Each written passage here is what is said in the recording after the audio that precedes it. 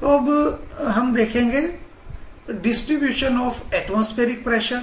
Distribution में हम सबसे पहले लेंगे वर्टिकल जो डिस्ट्रीब्यूशन है। वर्टिकल डिस्ट्रीब्यूशन का मतलब समुद्र तल से जैसे जैसे हम ऊपर की तरफ जाते हैं, हम बार बार कह चुके हैं, जैसे हम ऊपर जाएंगे प्रेशर में गिरावट आ जाएगी। देखें यहाँ पे प्रेशर ज़्यादा है, जैसे जैसे ऊपर जाएंगे प्रेशर में ये प्रेशर यहाँ पे बढ़ रहा है, यानी कि यहाँ पे प्रेशर कम हो रहा है। ये जैसे जैसे हाइट बढ़ रही है प्रेशर में गिरावट आती है। तो समुद्र तल पर मान लो 1000 मिलीबार एटमॉस्फेरिक प्रेशर है, तो ये 5.5 किलोमीटर ऊंचाई पर एयर प्रेशर आधा रह जाता है वहाँ पर, यानी कि लगभग 500 मिलीबार प्रेशर रह जाएगा।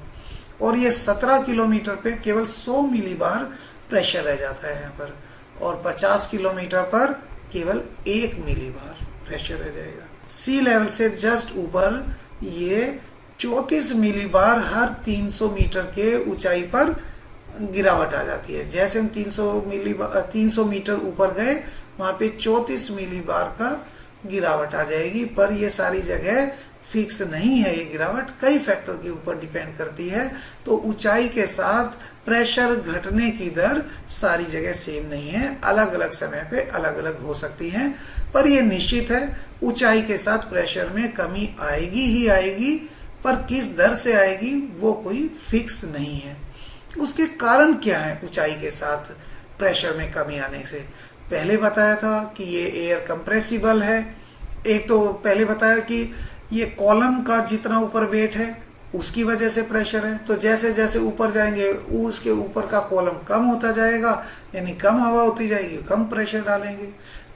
एयर क्या कंप्रेसिबल है, यहाँ तो नजदीक नजदीक कण होंगे तो ज्यादा प्रेशर, ऊपर कण दूर दूर है तो कम प्रेशर है। फिर ग्रेविटी, जो धरती के आसपास के वहाँ पे ग्रेविटी फोर्स ज्यादा है तो ज्यादा प्रेशर है।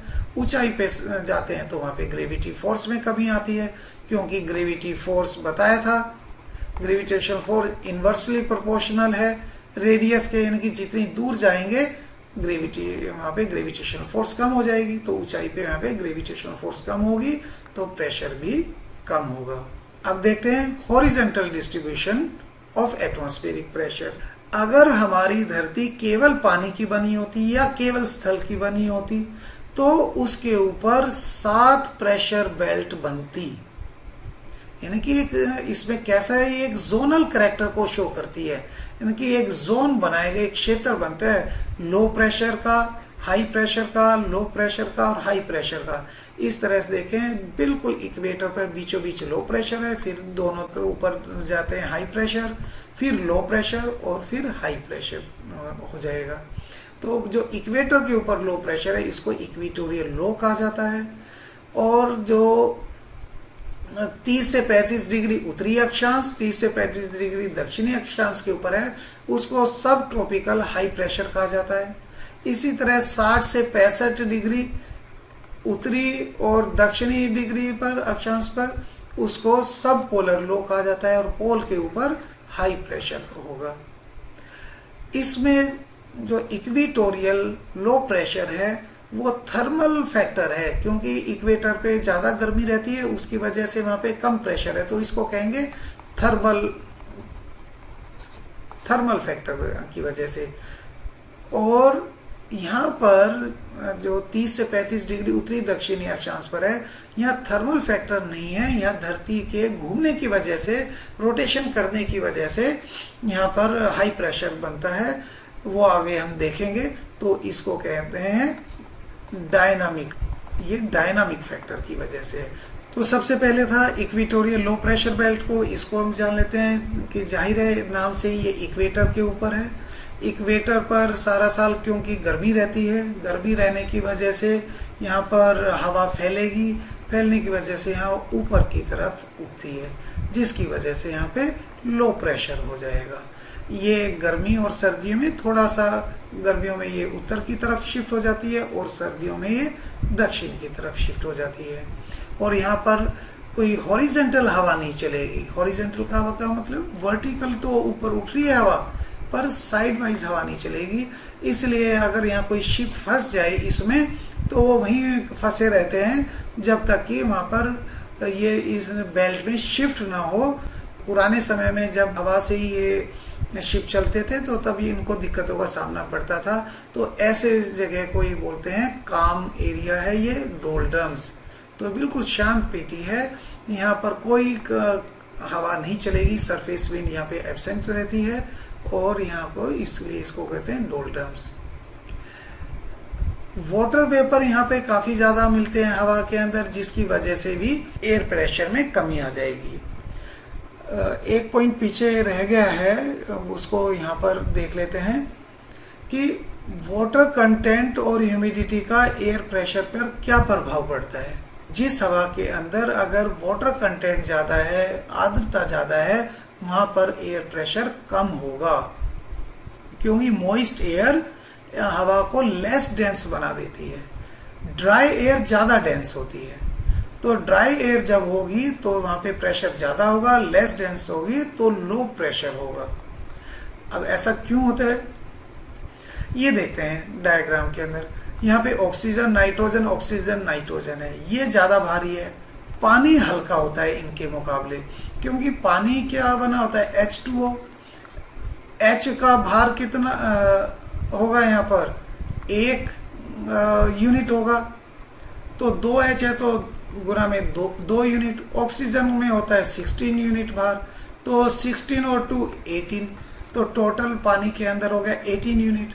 अगर पानी ना हो के वहां पे सिर्फ होता ऑक्सीजन O2, तो O2 के अंदर कितनी 16, ऑक्सीजन में तो 16 दूनी तो ये 32 यूनिट, तो 32 यूनिट यहाँ पे भार है। पानी आने की वजह से वहां पर हो गया 18 यूनिट। अब नाइट्रोजन से भी देख लेते हैं। नाइट्रोजन में एक मॉलिक्यूल में भार होता है 14 यूनिट और 2 मॉलिक्यूल यहाँ लगे N2 होता है नाइट्रोजन, तो 14 दूनी 28, तो यहाँ पे 28 भार होगा। तो ये 28 और 32 को रिप्लेस करके अगर 18 आ जाएगा तो हल्का हो जाएगा। इसलिए जहां वाटर कंटेंट होगा वो हवा हल्की होगी। तो यहाँ पर भी इक्वेटोरियल लो प्रेशर में भी यहाँ इक्वेटर पर मालूम ही होगा, जो मौसम होगा, दिन भर गर्मी पड़ती है, फिर वहाँ पर दोपहर 2 बजे के बाद से बारिश शुरू हो जाती है और बहुत ज़्यादा वहाँ पे आर्द्रता होती है, पानी का वाटर कंटेंट ज़्यादा होता है हवा में, जिसकी वजह से एयर प्रेशर में गिरावट आ जाती है। फिर एक देखा था हमने रोटेशन ऑफ अर्थ रोटेट करती है, रोटेट करने से उसके ऊपर सेंट्रीफ्यूगल फोर्स ज़्यादा लगता है, सेंट्रीफ्यूगल फोर्स लगने से वहाँ ग्रेविटी कम है, उस पर ग्रेविटी कम फील होती है, ग्रेविटी कम फील होती है तो एयर प्रेशर कम होगा। एक और चीज हमने पढ़ी थी कि यहाँ पोल वाइज तो यहाँ पे ये थोड़ी पिच की हुई है और ये डिस्टेंस यहाँ पे ज्यादा है, यानी कि ये ज्यादा डिस्टेंस यहाँ पर है, तो ज्यादा डिस्टेंस होगा तो ग्रेविटेशनल फोर्स भी कम होगी। यहाँ पे ग्रेविटेशनल फोर्स कम होगी तो फिर वहाँ पे एयर प्रेशर कम होगा।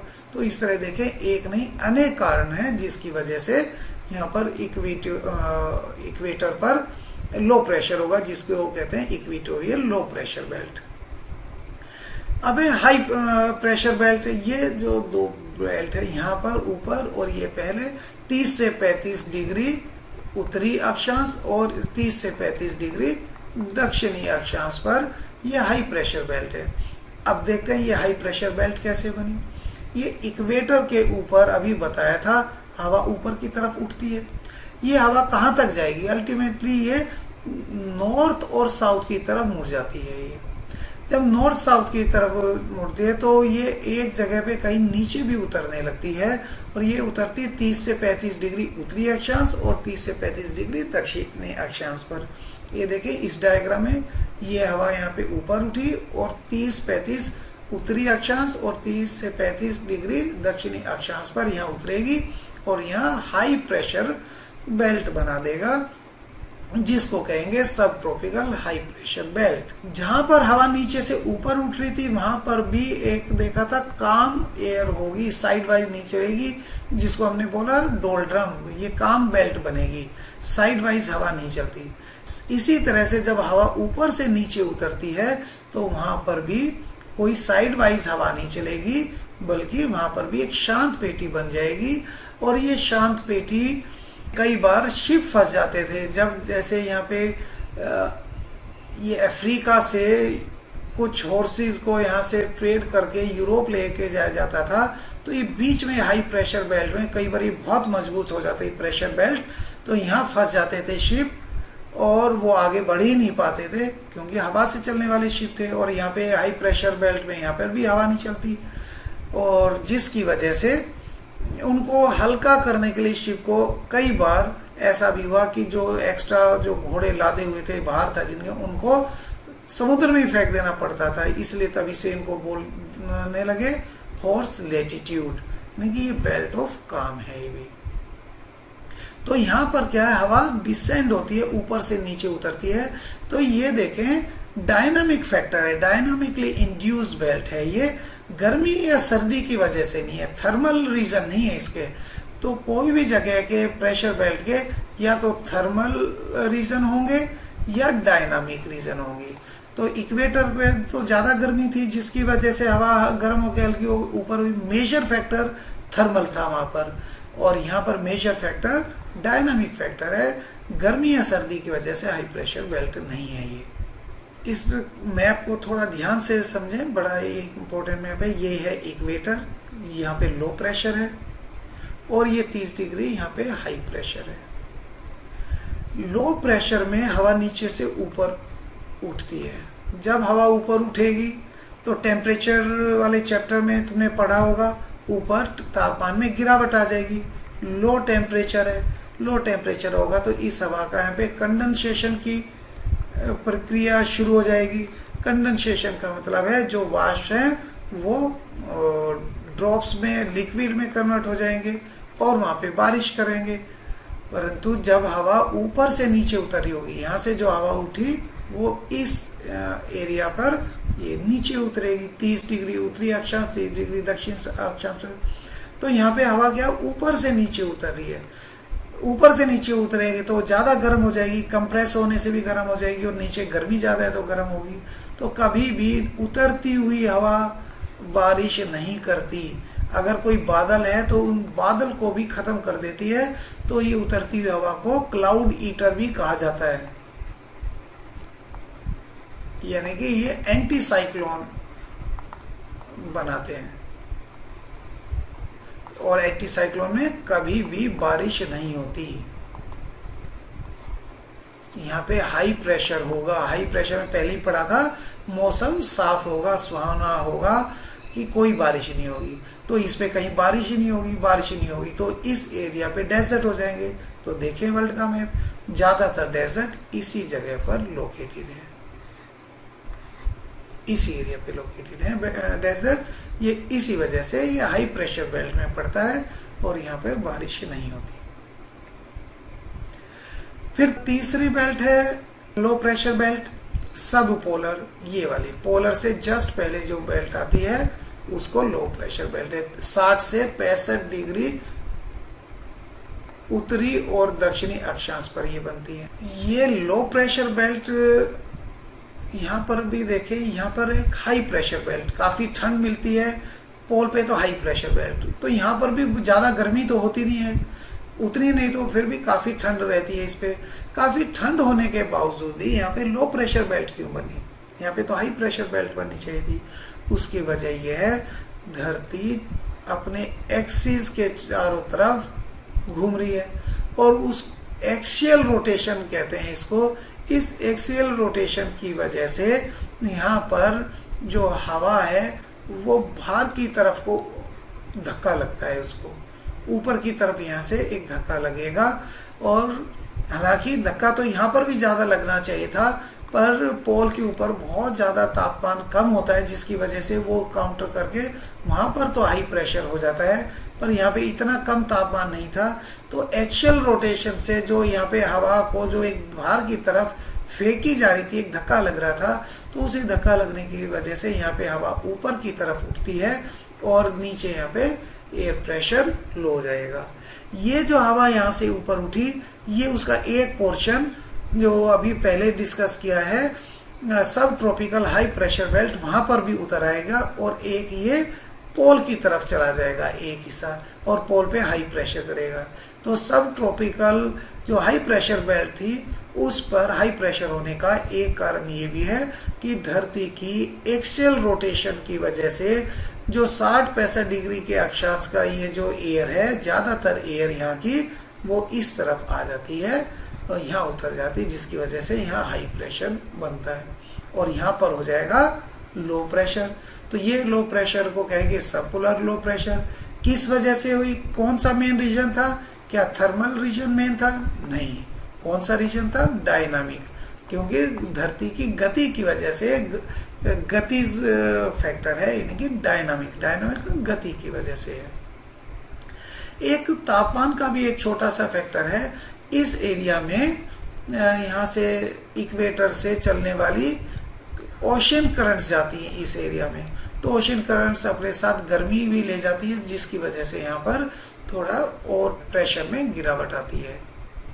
अब जान लेते हैं पोलर हाई प्रेशर बेल्ट पर बेल्ट में ये हाई प्रेशर बेल्ट यहाँ पर बनती है, इसको कहेंगे ये पोलर हाई प्रेशर बेल्ट। ये यहाँ पे बहुत ज़्यादा ठंड है, ज़्यादा ठंड होने की वजह से एयर सिकुड़ के वहाँ पे नीचे बैठ जाएगी, डेंसिटी बढ़ जाएगी कोल्ड एयर होने की वजह से, और वो हाई प्रेशर बना देगी। तो कोल्ड और डेंस एयर की वजह से यहाँ पे बहुत ज़्यादा हाई प्रेशर मिलता है। अब देखते हैं कि सीजनल डिस्ट्रीब्यूशन। एक तो बताया था कि जब अर्थ को हम कहते हैं या तो पूरा वहाँ पर पानी की बनी हुई है, वाटर की है, या केवल लैंड होती तो ऐसा होता है। जनरली ऐसी आइडियल कंडीशन होती नहीं है, उसके अंदर बहुत सारी वेरिएशन होती है और उस सीजन के अकॉर्डिंग उसमें चेंजेस भी होते रहते हैं, तो उसको कहते हैं सीजनल डिस्ट्रीब्यूशन ऑफ प्रेशर। उसको हम जानेंगे आइसोबार्स की वजह से। आइसोबार्स पहले ही डिस्क्राइब किया है। इक्वल प्रेशर पॉइंट्स को मिलाने वाली रेखा को आइसोबार्स कहते हैं, तो उसके मदद से हम देखेंगे। तो दो एक्सट्रीम मंथ होते हैं, एक तो जनवरी में जहाँ पर हमारे नॉर्थ हेमिस्फीयर में ठंड होती है और सदर्न हेमिस्फीयर में गर्मी होगी। तो जुलाई के महीने में देखेंगे जब नॉर्थ हेमिस्फीयर में गर्मी होती है और साउथ हेमिस्फीयर में, सदर्न हेमिस्फीयर में वहाँ पर ठंड होती है। तो पहले तो जनवरी के अंदर हम देख लेते हैं। तो जनवरी के अंदर सूरज की किरणें कैप्रिकॉर्न पर, लाइन ऑफ कैप्रिकॉर्न पर, यहाँ पर इस पॉइंट पर सीधे यहाँ पे लंबवत पड़ रही होती है, जिसकी वजह से यहाँ पर गर्मी होगी। इस रेखा के ऊपर यहाँ पर ज़्यादा गर्मी होगी। यहाँ ज़्यादा गर्मी होने की वजह से लो प्रेशर बेल्ट बन जाएगी। अब ये देखें, ये गर्मी लैंड के ऊपर ज़्यादा होगी या ओशन के ऊपर? तो बताया था, ध्यान हो अगर टेम्परेचर वाले चैप्टर में या क्लाइमेट को प्रभावित करने वाले जो फैक्टर्स है उसके अंदर भी बताया था कि धरती जल्दी गर्म हो जाती है बजाय कि पानी से। यहाँ पे ओशन है, ओशन के मुकाबले यहाँ पे धरती ज़्यादा गर्म है। तो ज़्यादा धरती गर्म होने की वजह से जो इक्वेटोरियल लो प्रेशर बेल्ट थी वो कैप्रिकॉर्न पे शिफ्ट हो गई, और कैप्रिकॉर्न पे भी अर्थ के ये जो लैंड मासीज है यहाँ पर ज़्यादा गर्मी है, तो यहाँ पर लो प्रेशर डेवलप हो जाएगा। तो ये लो प्रेशर की कुछ पॉकेट्स बन जाएगी। ये अमेरिका में, साउथ अमेरिका में, ये साउथ अफ्रीका, ये साउथ अफ्रीका ले लें, और ये ऑस्ट्रेलिया, ये यहाँ पर ऑस्ट्रेलिया है। ये यहाँ पे देखें लो प्रेशर पॉकेट बनी हुई है, जबकि हाई प्रेशर को अगर हम देखें तो हाई प्रेशर वहाँ पर कॉन्टिन्यूस नहीं है, टूटा हुआ है। ये हाई प्रेशर कहाँ मिलेगा? ओशन के अंदर। यहाँ पे हाई प्रेशर मिलेगा क्योंकि जो लैंड मासीज हैं वो तो गर्म है, गर्म होने की वजह से वहाँ तो लो प्रेशर होगा। तो यहाँ पर हाई प्रेशर की कुछ पॉकेट्स मिलेंगी ओशन के अंदर। अब उत्तरी गोलार्ध में देखते हैं इसका जो कौन सी सब ट्रॉपिकल हाई प्रेशर का। हमने ये तो देख लिया, दक्षिणी गोलार्ध में तो ये ब्रोकन है, कुछ पॉकेट्स पे मिलेगी और वो भी क्या ओशन के ऊपर मिलेगी।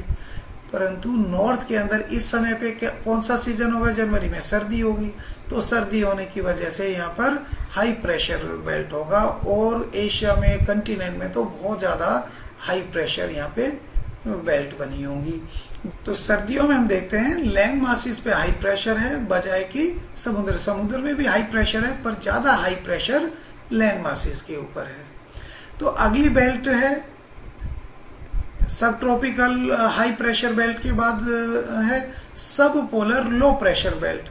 सब पोलर लो प्रेशर बेल्ट अगर दक्षिण में देखें 60 से जो 65 डिग्री अक्षांश पे, यहाँ पे कंटिन्यूसली एक ट्रफ के तौर पर, एक द्रोणी के तौर पर एक यहाँ पे कंटिन्यूस एक लाइन है इस एरिया में जहाँ पर लो प्रेशर बना हुआ है, जबकि उत्तरी गोलार्ध के अंदर लो प्रेशर केवल यहाँ पे ओशन पे मिलेगा, क्योंकि धरती पे तो ज़्यादा ठंड होने की वजह से वहाँ पे हाई प्रेशर आ जाएगा, तो लो प्रेशर डेवलप नहीं हो पाता। लो प्रेशर केवल 2 पॉइंट पे डेवलप होगा, पैसिफिक ओशन के अंदर और एटलांटिक ओशन में। जो एटलांटिक ओशन में ये आइसलैंड है, यहाँ पर आइसलैंड के पास होगा, इसलिए इसको कहते हैं आइसलैंडिंग लो प्रेशर। और ये एल्यूशन आइलैंड्स है यहाँ पे पैसिफिक में, इसको कहते हैं एल्यूशन लो। तो हमने देखा कि इक्वेटोरियल लो प्रेशर है वो दक्षिण पे आ गई, कैप्रिकॉर्न पे आ गई, और वहां पर भी जो लैंड मास के पॉकेट पर ही केंद्रित है लो प्रेशर। फिर हाई प्रेशर को देखते हैं। हाई प्रेशर वहां पे केवल समुद्र में कुछ पॉकेट्स में है, ना लैंड पे नहीं है।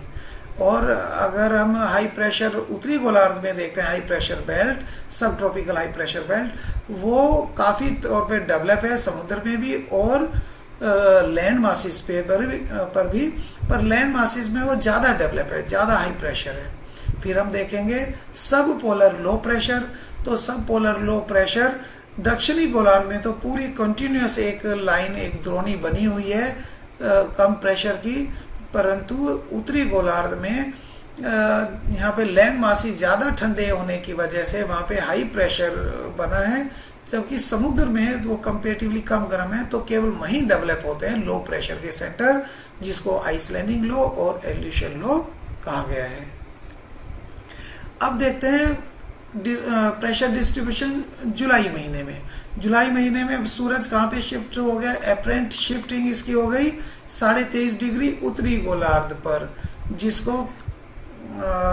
लाइन ऑफ कैंसर भी कहा जाता है। अब यहाँ पर शिफ्ट होने की वजह से जो लो प्रेशर बेल्ट है, जो पहले कैप्रिकॉर्न पे चली गई थी और सितंबर मार्च महीने पे वो इक्वेटर पे आ जाती है, अब ये गर्मियों में ये उत्तर की तरफ शिफ्ट हो गई लो प्रेशर बेल्ट, और एशिया में तो बहुत ऊपर तक ये शिफ्ट हो जाती है। और यही शिफ्ट होने की वजह, ये देखो इंडिया और एशिया पे बहुत ज़्यादा शिफ्ट होने की वजह से यहाँ पे लो प्रेशर बनता है, और यही मानसून का कारण बनेगा। मानसून वाले चैप्टर में हम इसको टॉपिक पे इसको देखेंगे। तो ये ज़्यादा शिफ्ट होगी नॉर्थ की तरफ। अब लो प्रेशर जब इतने नॉर्थ की तरफ शिफ्ट होगी, तो यहाँ पर जो 30 डिग्री के आसपास ये हाई प्रेशर बेल्ट थी 30 के, उसका क्या हाल होगा, तो वो हाई प्रेशर बेल्ट, तो ये सब tropical high pressure belt north के अंदर ये ब्रोकन ओवर है, कंटिनेंट है, और रिमाइन केवल ये पैसिफिक ओशन और एटलांटिक ओशन में यहाँ पर हाई प्रेशर बनाते हैं लैंड के ऊपर, तो लो प्रेशर है, क्योंकि समुद्र अभी कंपेरेटिवली कम गर्म है, क्योंकि समुद्र देर से गर्म होते हैं, देर से ठंडे। लैंड मासिस तो तुरंत गर्म हो गए, तुरंत गर्म होने से लो प्रेशर बन गया। समुद्र अभी कंपेरेटिवली ठंडे हैं, ठंडे होने की वजह से अभी यहाँ पर हाई प्रेशर है, जबकि यहाँ लो प्रेशर। तो जो हाई प्रेशर बेल्ट थी एक टूट गई, केवल ओशन के ऊपर सीमित रह गई, तो एटलांटिक ओशन और पैसिफिक ओशन के ऊपर यहाँ पे हाई प्रेशर है, जबकि कंटिनेंट के ऊपर लो प्रेशर है। दक्षिण के अंदर अगर देखें हाई प्रेशर ये कंटिन्यूस एक लाइन के तौर पे मिलता है, क्योंकि यहाँ पे तो ठंड है, समुद्र पे भी ठंडा हो गया, लैंड मासेस भी ठंडे हो गए, समुद्र थोड़े कम ठंडे हैं और लैंड मासेस ज़्यादा ठंडे हैं, तो यहाँ पे ज़्यादा प्रेशर बन जाएगा। तो यहाँ पे थोड़ा सा कम, मोर एंड लेस देखें पूरी एक बेल्ट होगी हाई प्रेशर की। अब देखते हैं सब पोलर लो प्रेशर का जो 60 से 65 डिग्री अक्षांश पे यहाँ पर होगा, उसकी क्या हालत होगी, उसकी क्या कंडीशन होगी। तो दक्षिणी गोलार्ध में तो ये कंटिन्यूस ट्रफ के तौर पे एक कंटिन्यूटी है उसके अंदर, क्योंकि समुद्र है यहाँ पे सारे के सारे, और सर्दी का मौसम, सारे ठंडा है यहाँ पर। यहाँ पे लो प्रेशर अच्छी तरह से डेवलप है, जबकि उत्तरी गोलार्ध में लो प्रेशर यहाँ पे कंटिनेंट की वजह केवल, क्योंकि यहाँ पे तो गर्म हो गया ना कंटिनेंट, केवल माइल्ड लो प्रेशर केवल ओशन के ऊपर रहेंगे, अदरवाइज लो प्रेशर बेल्ट यहाँ पे तकरीबन उस समय पर गायब ही रहती है। तो इस तरह से हमने देखा जुलाई महीने का डिस्ट्रीब्यूशन किस तरह से अलग है जनवरी महीने के प्रेशर के डिस्ट्रीब्यूशन से। तो इस तरह से अब ये टॉपिक यहाँ पे हम इसको फिनिश करते हैं। इसके कुछ इंपॉर्टेंट क्वेश्चंस हैं एग्जामिनेशन पॉइंट ऑफ व्यू से, उसको एक देख लें कि एटमॉस्फेरिक प्रेशर से क्या मतलब है, कौन कौन सी यूनिट है। हमने देखा यूनिट को वजन के तौर पे भी हम कर सकते थे, उसको लेंथ में भी हम मेजर कर सकते थे, उसको पास्कल में भी, मिलीबार में भी, कई तरह से हम मेजर करते हैं, उसके बारे में पूछा गया है। आइसोबार्स क्या होते हैं, समान प्रेशर वाले बिंदुओं को मिलाने वाली रेखा को आइसोबार कहते हैं। डोलड्रम्स क्या होते हैं, इक्वेटोरियल लो में इक्वेटर के ऊपर जो लो प्रेशर बन जाता था, शांत पेटी बन जाती थी, काम वहाँ पे हो जाता था इक्वेटर के ऊपर, उसको डोलड्रम्स कहते हैं। फिर क्या है, एल्टीट्यूड के साथ एयर प्रेशर में क्यों गिरावट आ जाती है, क्योंकि जो लेंथ ऑफ कॉलम है जैसे जैसे जाएंगे ये लेंथ ऑफ कॉलम कम होती जाएगी, जिसकी वजह से प्रेशर में गिरावट आएगी। ग्रेविटी उसका एक रीज़न है कि जैसे जैसे ऊपर जाएंगे ग्रेविटेशनल फोर्स कम लगेगी तो एयर प्रेशर में गिरावट आएगी। कुछ जो भारी कण है वो धरती के आसपास है, एयर कंप्रेसिबल है, जिसकी वजह से यहीं पर धरती के आसपास ही ज़्यादा एयर इकट्ठी हो जाती है और ज़्यादा एयर प्रेशर है, ऊंचाई पे कम एयर प्रेशर है। हॉर्स लैटिट्यूड क्या है, 30 से 35 उत्तरी और दक्षिणी अक्षांश पर, वहाँ पर क्या है, जो इक्वेटर से हवा उठी थी वो वहाँ उतरती है, जिसकी वजह से हाई प्रेशर बन जाता है। हाई प्रेशर की वजह से वहाँ पे जो साइड वाइज हवा चलती है वो कम है, बहुत मंद गति से चले गए। तो पहले समय में शिप भर के चलते थे, वो घोड़े का व्यापार करते थे, तो उनको कई बार घोड़े भी फेंकने पड़ते थे इस जगह पे, जिसकी वजह से उनको हॉर्स लैटिट्यूड कहते हैं। ये हाई प्रेशर बेल्ट है। तो लॉन्ग क्वेश्चन यहाँ पे बनता है कि एटमॉस्फेरिक प्रेशर क्या है उसको एक्सप्लेन करें, कौन कौन से फैक्टर हैं जिसको हमने आज स्टडी किया है उसको डिटेल में करें, और मेन प्रेशर बेल्ट कौन सी बनती है, जो 7 प्रेशर बेल्ट है उसके बारे में यहाँ पर डिस्क्राइब कर दें। तो उम्मीद है ये समझ में आया होगा। तो जल्दी मिलते हैं नेक्स्ट टॉपिक में। इसको हम 3 पार्ट में कवर करेंगे, तो नेक्स्ट पार्ट में जल्दी इसमें मैं लेके आता हूँ।